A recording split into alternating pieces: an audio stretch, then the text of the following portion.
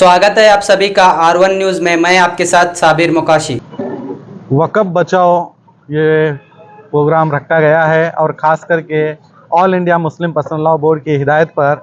और आप तमाम को पता है कि ये मुसलमानों के लिए थोपा गया कानून है, इसे हम हरगिज़ नहीं मानेंगे, इसे हम इसके अगेंस्ट हैं और हम इसे काला कानून मानते हैं।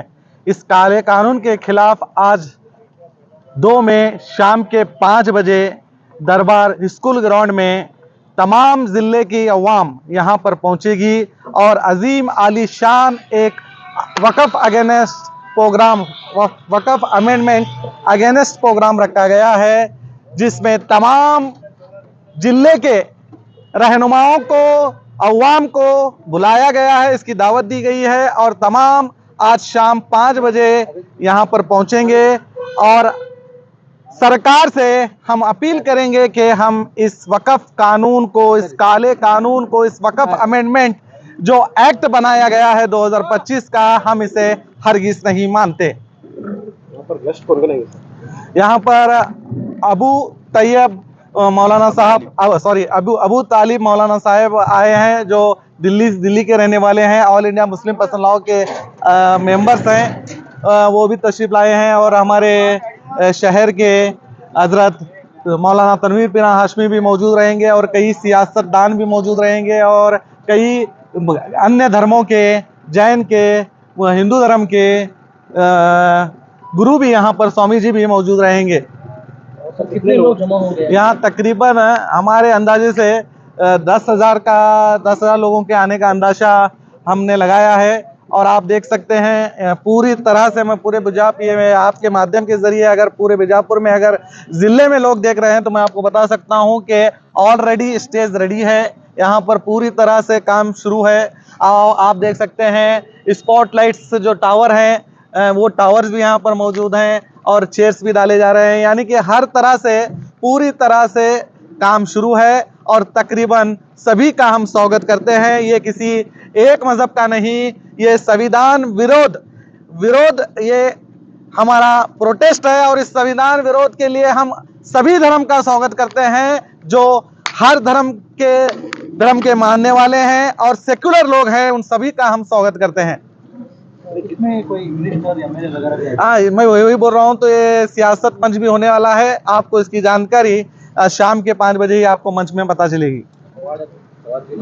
खवातीनों के लिए भी? हाँ, खास करके आपके जरिए मैं बता दूं कि खवातीन के लिए पर्दे का भी इंतजाम किया गया है और खवातीन भी भारी तादाद में आ सकती है। और हम तमाम जिम्मेदारों के तरफ से खास करके सभी को दावत दी जा रही है। और आपके जरिए मैं फिर से आप तमाम बीजापुर के ज़िले के अवाम को दावत देता हूं कि इस आलीशान अगेंस्ट वक़्फ़ अमेंडमेंट के कार्यक्रम में पहुंचकर अपना ऐतराज़ दर्ज कराइए। अगर सरकार इस बिल को वापस नहीं लेगी तो आप क्या करेंगे? देखिए, अभी मामला सरकार ने तो ऑलरेडी ये बिल नहीं, अब एक्ट बन चुका है और हमारे रहनुमा और यहाँ तक के मुस्लिम पर्सनल लॉ बोर्ड के जानिब से कई सियासतदान ऑलरेडी सुप्रीम कोर्ट को पहुंच चुके हैं और सुप्रीम कोर्ट में तात्कालिक के तौर पर हमें स्टे भी मिल चुका है। आपको पता होगा वक्फ बाय यूज़र जो कानून इन्होंने इसमें शामिल था और जो नॉन मुस्लिम को अपॉइंटमेंट के बारे में जो कानून इसमें बनाया गया था, उस पर अभी राहत हमें मिल चुकी है ऑलरेडी। अब सुप्रीम कोर्ट के फैसले आने के बाद ही पता चलेगा कि आगे हम क्या कर सकते हैं। और हमें हमारे सुप्रीम कोर्ट पर भरोसा है कि वो संविधान विरोध जो ये कानून बनाया गया है, इस कानून के खिलाफ सुप्रीम कोर्ट है और सुप्रीम कोर्ट संविधान को छोड़कर नहीं है, इसीलिए 100% फैसला हमारे हक में होगा। तो सुप्रीम कोर्ट में केस है सर, तो ये समावेश जो प्रदर्शन किया जा रहा है क्यों?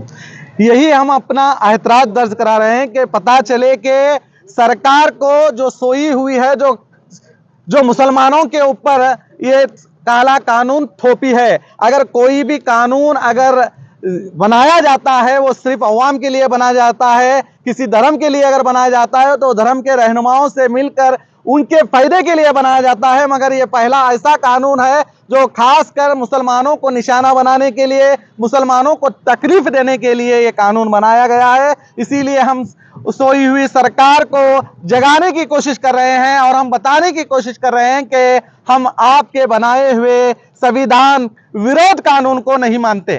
सरकार तो कह रही है कि इससे गरीब जो मुसलमान है उनका भला होगा। देखिए, मैं वही बोल रहा हूँ, सरकार का मैं ये चाहूंगा कि वक्फ एक मुस्लिम इदारा है, आप मानते हैं। इस मुस्लिम इदारे में नॉन मुस्लिम की क्या जरूरत है, पहले मुझे ये बताइए।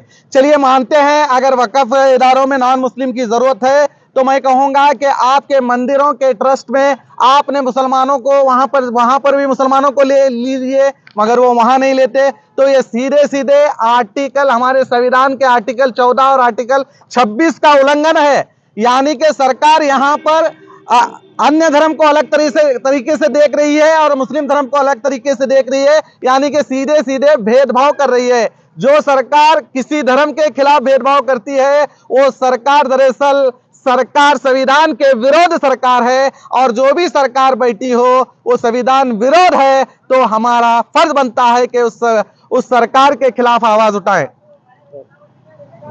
मैं फिर से दोबारा आपके जरिए यही कहूंगा कि बीजापुर की तमाम अवाम को आज 2 मई जुमा का दिन है, शाम के ठीक 5 बजे आप दरबार हाई स्कूल ग्राउंड में पहुंचे। यहां पर सभी तरह का इंतजाम किया गया है। मैं फिर से कहूंगा, खास करके खवातीन के लिए पर्दे का भी इंतजाम किया गया है।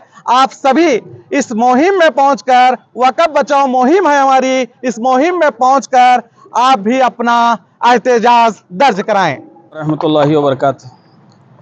जैसा कि आप तमाम को पता है कि आज शहर बीजापुर के दरबार स्कूल ग्राउंड में अज़ीमुश्शान पैमाने पर एहतजाजी जलसा आम वक्फ अमेंडमेंट 2025 के मुखालिफत में एक बड़ा एहतजाजी प्रोग्राम होने जा रहा है, जिसमें हज़रत अल्लामा मौलाना सैयद मोहम्मद तनवीर हाशमी साहब क़िबला आज की इस एहतजाजी जलसा आम से खुसूसी खिताब फरमाएंगे, जबकि मेहमान खुसूसी all India Muslim personal law board के रुकन मौलाना अबू तालिब रहमानी साहब जो तशरीफ़ ला चुके हैं, उनका भी खुसूसी खिताब होगा।